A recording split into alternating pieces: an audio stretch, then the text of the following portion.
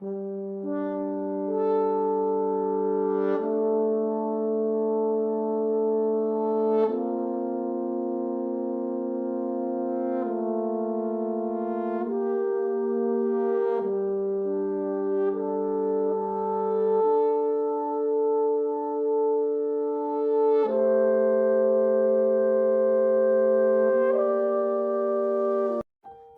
शुक्ला 35 सालों से लगातार ज्योतिष सिखाने का काम कर रहे हैं।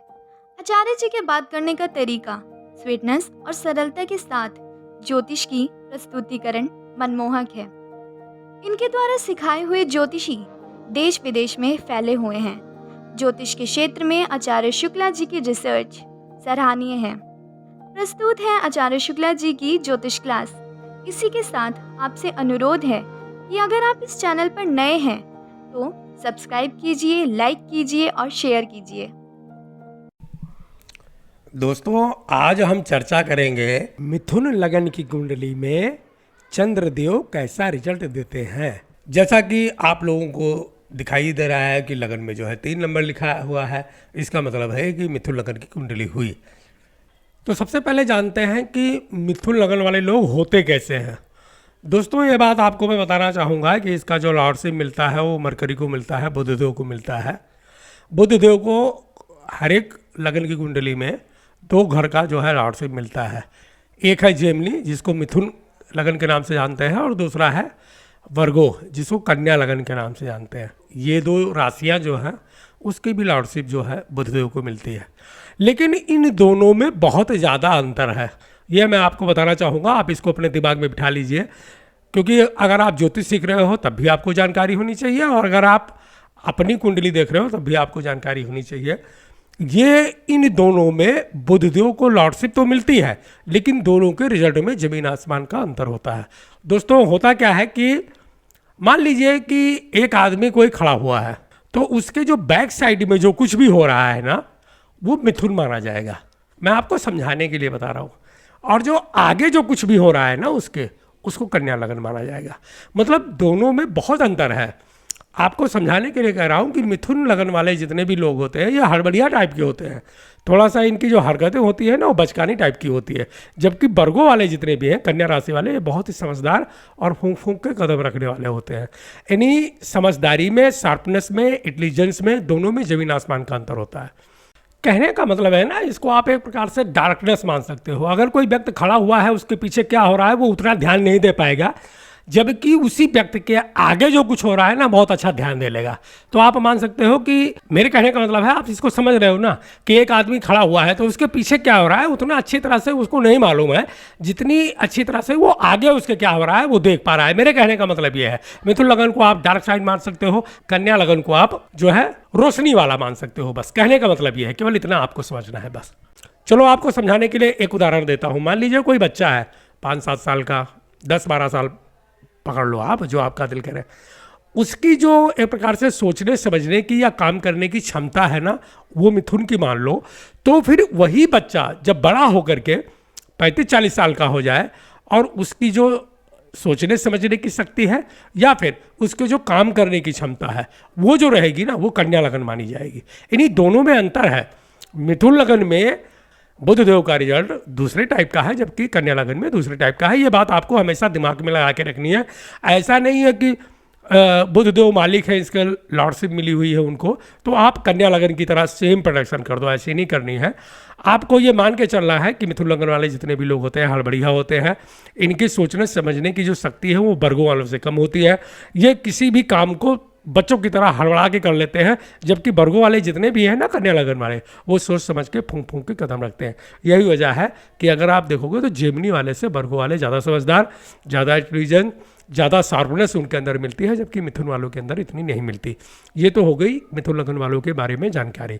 जैसा कि आपको पहले बताया हुआ है कि अंश वगैरह माने नहीं रखता। जैसे जैसे जो है जातक बढ़ता जाएगा वैसे वैसे प्लैनेट की डिग्री भी एडजस्ट होती जाती है, तो वो माने नहीं रखता। हाँ, दृष्टि माने रखती है और दशा माने रखती है। आइए देखते हैं कि चंद्रमा देव कारक किस किस के होते हैं। तो जो सबसे पहला कारक है वो होते हैं ये मन के। मन का किसी की भी कुंडली में अगर मन है का कारक देखा जाएगा तो चंद्रमा देखा जाएगा। कई बार लोग टेंशन, उदासी, तनाव, हताशा, निराशा में चले जाते हैं, तो उसमें चंद्रमा कमज़ोर होना ही सबसे मेन देखा गया है। तो मन के कारक हो गए। चंचलता जो आती है वो चंद्रमा से आती है।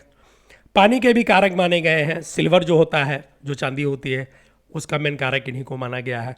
माता जी के भी कारक हैं ये। ज़मीन जायदाद के भी कारक माना गया है। भ्रम की स्थिति कभी हो जाए तो वो राहु देव से देखा जाएगा, लेकिन आप उसी को पॉजिटिव वे में यानी कल्पना कीजिए कि ऐसा हुआ वैसा हुआ। दुनिया भर की जो थॉट आती है वो चंद्रमा की तरफ से ही आती है। तो कुल मिला जुला के देखा जाए तो आपको पता चल गया होगा कि चंद्रमा को किस किस जगह पे कारक माना गया। एक बात और बताना चाहूँगा, बहुत से लोग इससे सहमत नहीं हैं, लेकिन चंद्रमा को भवन या फिर जमीन जायदाद का भी कारक माना गया है। अगर किसी आदमी का चंद्रमा क्षीण है या चंद्रमा बहुत अच्छे पोजीशन में नहीं है, तो ऐसे लोगों का घर, मकान या फिर ज़मीन जायदाद का भी सुख नहीं मिलता है। तो इस बात को आपको समझ लेना है। तो आइए फिर बात को आगे बढ़ाते हैं और देखते हैं कि मिथुन लगन की कुंडली जो है, इसमें चंद्रदेव का कैसा रिजल्ट रहेगा अलग अलग हाउस में। आपको बताया हुआ है कि चंद्रमा को हर एक कुंडली में एक घर मिलता है।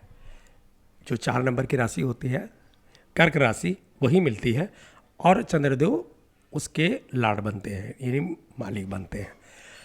तो यहाँ पे देखा जाए तो यहाँ पे मिथुन लगन की कुंडली में चंद्रमा को दूसरे घर की लाड से मिली हुई है, यानी दूसरे घर के वो मालिक है। अब दूसरा घर जो है वो फिक्स एसेट का माना गया है। जमीन जायदाद, संपत्ति, अचल संपत्ति जितनी भी है उसका जो है हाउस माना गया है। बाड़ी का भी कारक माना गया है। तो यहाँ पे चंद्रमा दूसरे घर के मालिक होकर जब पहले घर में बैठेंगे तो बहुत अच्छा रिजल्ट देंगे, यानी आदमी धनवान होगा। आदमी धनवान होगा, उसके पास ज़मीन जायदाद होगा, अच्छा कुल होगा, अच्छे कुल में जन्म लिया होगा, और बहुत ही अच्छी एक प्रकार से देखी जाए तो जो आर्थिक स्थिति है उसके परिवार की बहुत ही मजबूत स्थिति में होगी। चंद्रमा पहले घर में बैठा हुआ है तो इसका मतलब है कि जो जातक है वो बहुत खूबसूरत है और अपनी एज से थोड़ा कम ही दिखाई देगा। खूबसूरत है, बातूनी है, चंचल है, हर तरह का जो है हंसी मजाक करने वाला और लोगों को प्रसन्न रखने वाला होगा।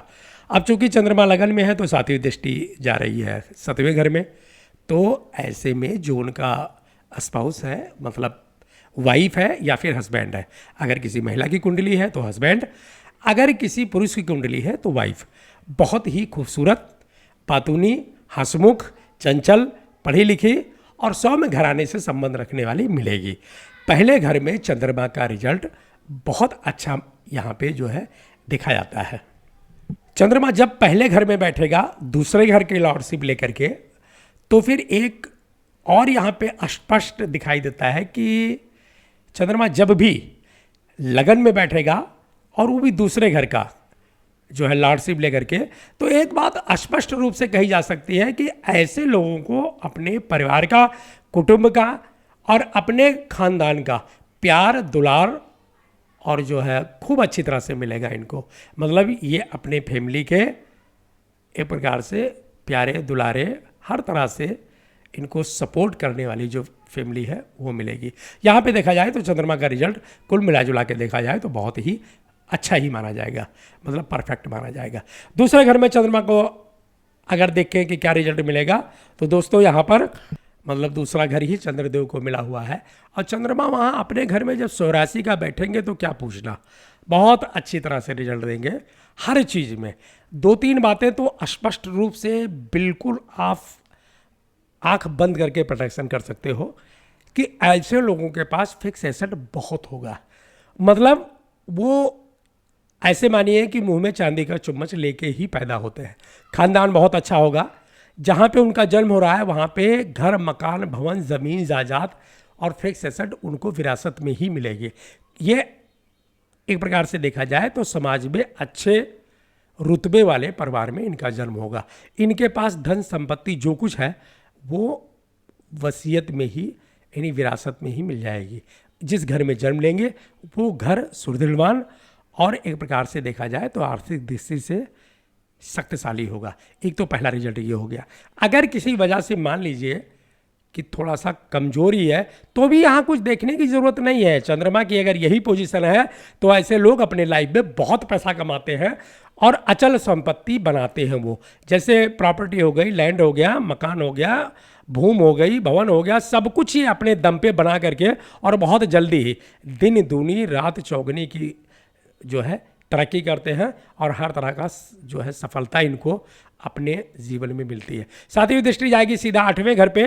तो देखिए 8वां घर तो थोड़ा सा कठोर माना गया है, चंद्रदेव वहाँ पे रिजल्ट अच्छा नहीं दे पाते, फिर भी बाधाओं को कम करने की कोशिश करेंगे और जो भी 8वें घर का रिजल्ट है उसका जो असर है उसको ये कम करने की क्षमता रखते हैं और वो करेंगे ही करेंगे। तो कुल मिला जुला के देखा जाए तो दूसरे घर में चंद्रमा का रिजल्ट बहुत ही अच्छा रहेगा। हाँ, एक बात और बताना चाहूँगा कि चंद्रमा जब भी दूसरे घर में विराजमान होगा यहाँ पे मिथुन लगन में, ऐसे लोगों की वाणी बहुत सही होती है। ये बोलते बहुत ही मतलब सरल तरीके से है, बिल्कुल इजी तरीके से आपके सामने अपनी बात को रख देंगे। इनको जो है एग्रेशन के साथ बहुत कम देखा गया है। मतलब कई बार होता है ना लोगों के पास जैसे लड़ाई करने के मूड में हो, एकदम बिल्कुल कड़क वाणी बोलेंगे, ऐसा शब्द का प्रयोग करेंगे जो बिल्कुल हृदय को आर पार कर दे।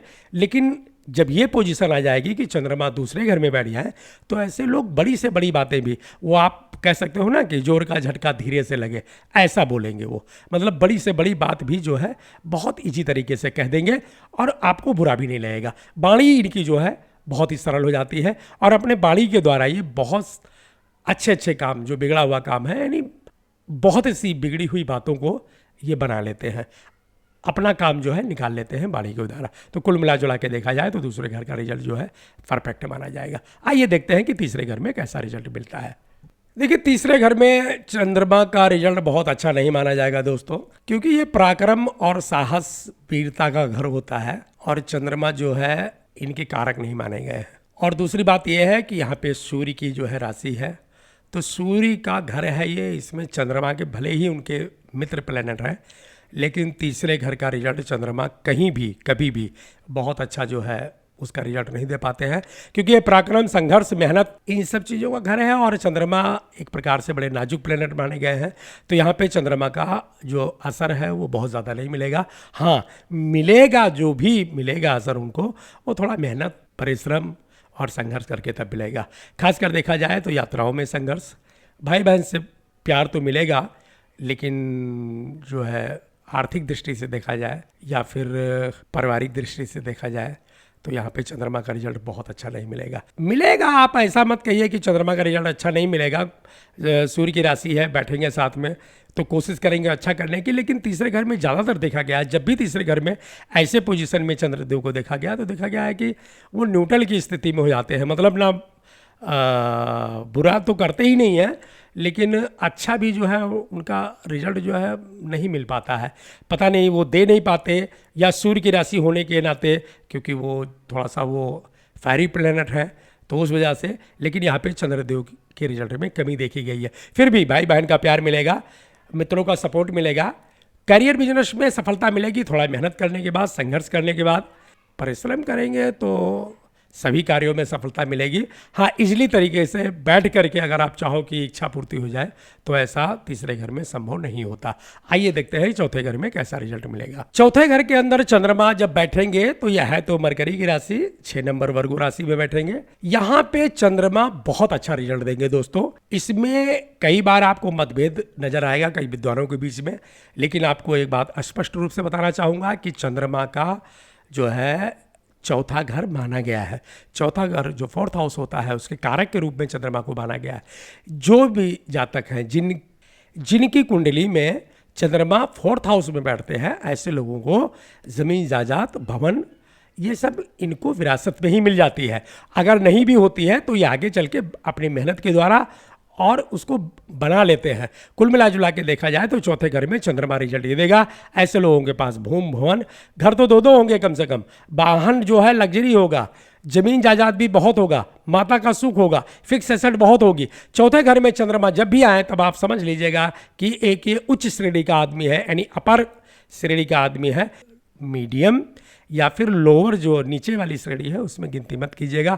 जब भी समाज में हम एक प्रकार से बांटते हैं ना कि ये लोअर श्रेणी के हैं, ये मीडियम है और ये हाई सोसाइटी के लोग हैं, तो चंद्रमा जब भी 4th हाउस में मिले, भले ही अपने शत्रु राशि में क्यों ना हो, आपको प्रोडक्शन यही करनी है कि ये जो बंदा जो सामने बैठा हुआ है ये हाई सोसाइटी का आदमी है, ऊंचे स्टेटस का आदमी है और इससे बातचीत करने का जो लहजा है वो भी थोड़ा सा आपको संभल के प्रोटेक्शन करनी है। कुल मिला जुला के देखा जाए तो चौथे घर में हर तरह से उसको जो इच्छा होगी वो पूर्ण हो जाएगी।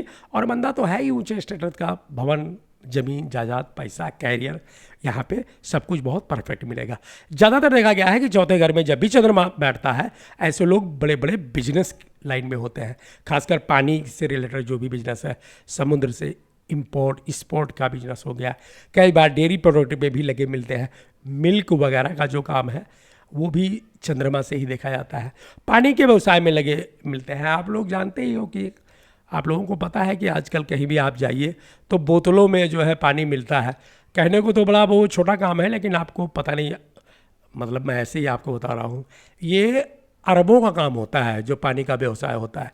और समुद्र में जितने भी इंपोर्ट एक्सपोर्ट होते हैं वो भी एक प्रकार से बड़े लेवल के काम ही माने जाते हैं। तो ऐसे लोगों को बिजनेस या फिर बिजनेस टाइकून, आप दोनों में से कुछ भी मान सकते हो, जो है अच्छे अच्छे बड़े बड़े बिजनेस करते हुए देखा गया है।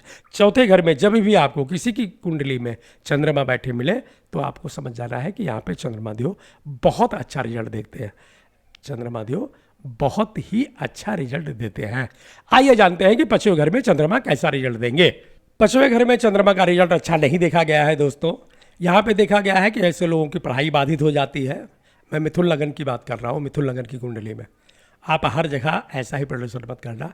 यहाँ पे देखा गया है कि पढ़ाई बाधित हो जाती है।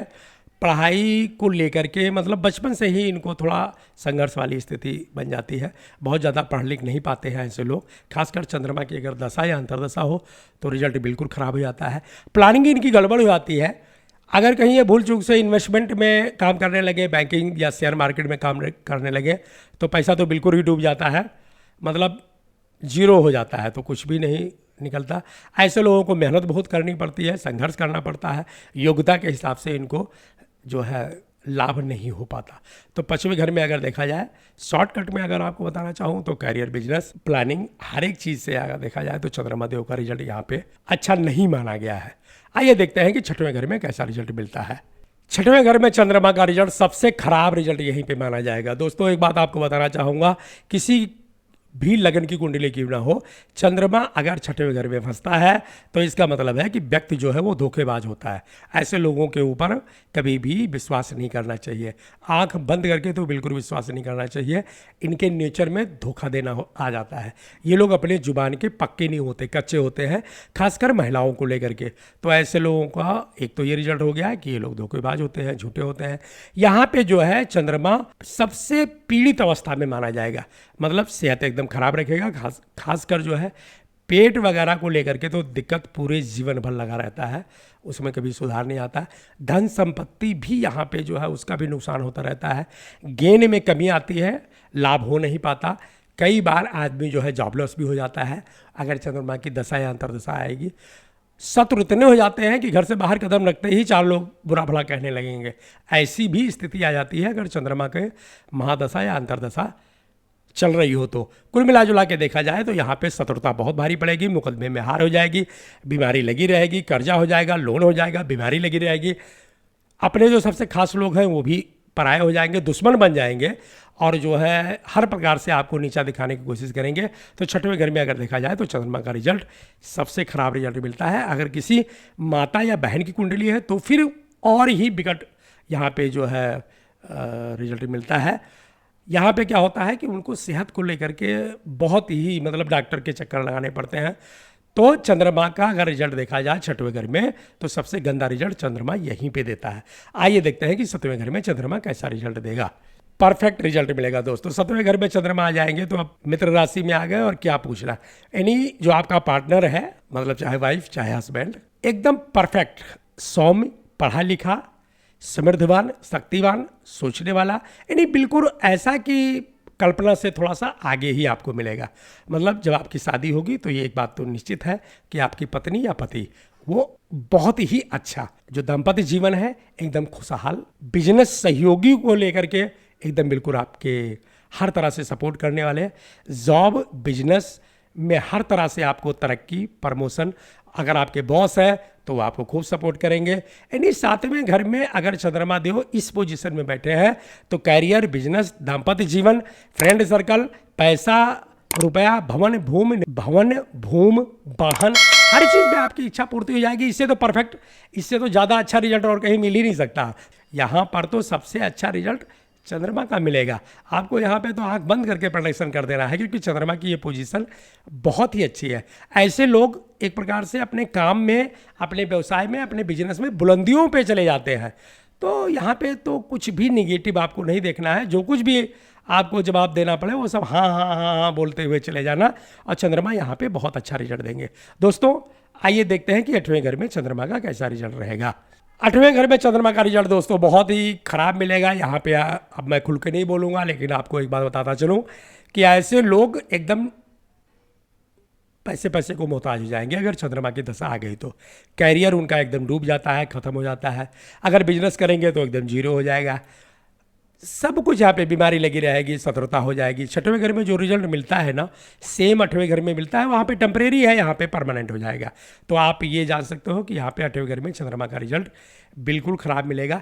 एक बात आपको और बताना चाहूँगा, जिस दिन से इनका जन्म हुआ है, चलो आज आपको एक बात और बताता हूँ। ये कभी कोई खुल के नहीं बोलता, क्योंकि ज्योतिषियों की आदत होती है कि वो हर बात को थोड़ा ऐसे ही मतलब बोल देते हैं, खुल के नहीं बोलते। लेकिन मैं आपको बताता हूँ, अगर आपको कभी भी कुंडली ऐसी मिले तो आप इस पर रिसर्च कर लीजिएगा।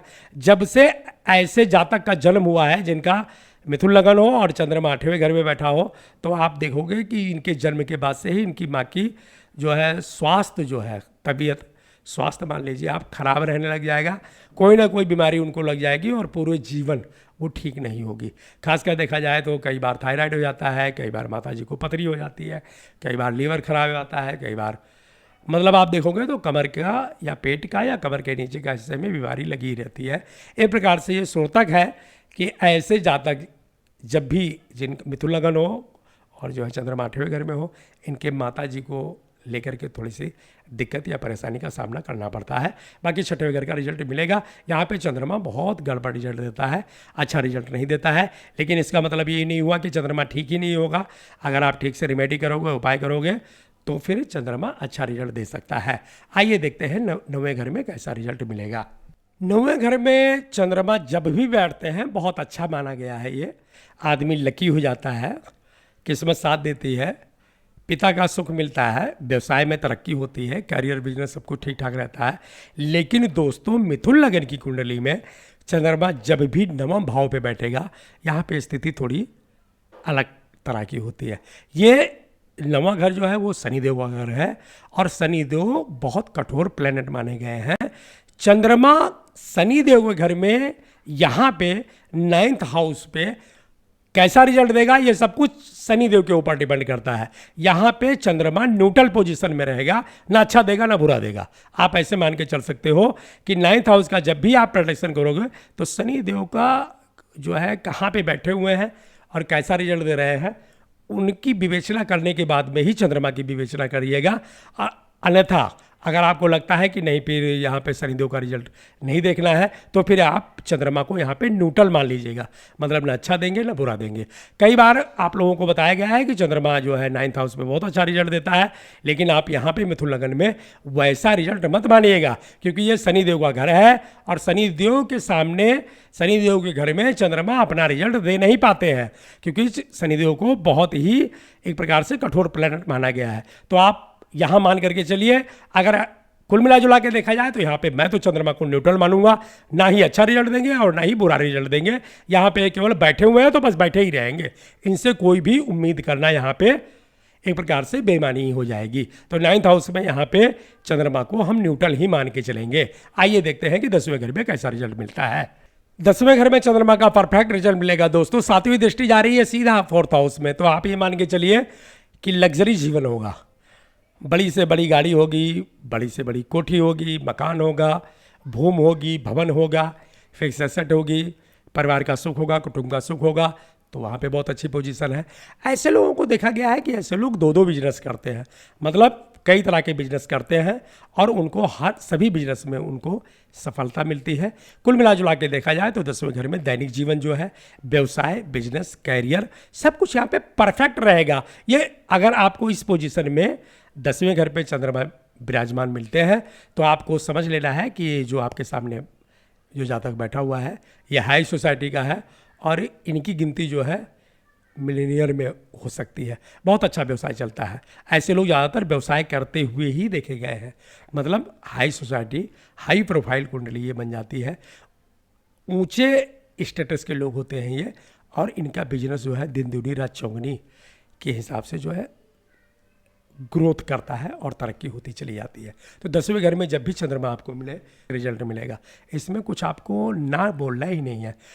अपने मित्र राशि में और इस पोजीशन में चंद्रमा देव 10वें घर में बैठे, ऐसे लोगों को आंख बंद करके बिजनेस करना चाहिए। मिल्क प्रोडक्ट में आना चाहिए, डेयरी व्यवसाय हो गया, पानी के रिलेटेड बिजनेस हो गया, समुद्र लाइन से बिजनेस हो गया, लेडीज आइटम जो होता है उस टाइप का बिजनेस हो गया, या फिर यहाँ पे कुछ लोगों का मतभेद होगा, लेकिन यहाँ पे जो है भूम, लैंड, ज़मीन जायदाद के रिलेटेड भी बिजनेस कर सकते हैं। 10वें घर में चंद्रमा का रिजल्ट बहुत ही अच्छा माना जाएगा दोस्तों। आइए देखते हैं 11वें घर में कैसा रिजल्ट मिलेगा। 11वें घर के अंदर तो माना ही गया है ज्योतिष में कि जो भी प्लेनेट बैठता है वो अच्छा रिजल्ट देता है और हर तरह की इच्छा पूर्ति करने की क्षमता रखता है। अब चंद्रमा यहाँ अपने मित्र राशि में 11th हाउस पे बैठ गए हैं, दूसरे घर के मालिक हैं, तो क्या पूछना, परफेक्ट रिजल्ट मिलेगा। भाई बहन का सपोर्ट मिलेगा, दोस्तों का सपोर्ट मिलेगा, कैरियर बिजनेस को लेकर के बहुत ही अच्छा रिजल्ट मिलेगा। क्योंकि 11वें घर पे जब चंद्रमा देव बैठे हुए हैं तो उनकी जो दृष्टि है वो 5वें घर पे जाएगी। 5वां घर प्लानिंग का होता है, तो यहाँ पे जो जातक है उसकी प्लानिंग बहुत ज़बरदस्त होगी।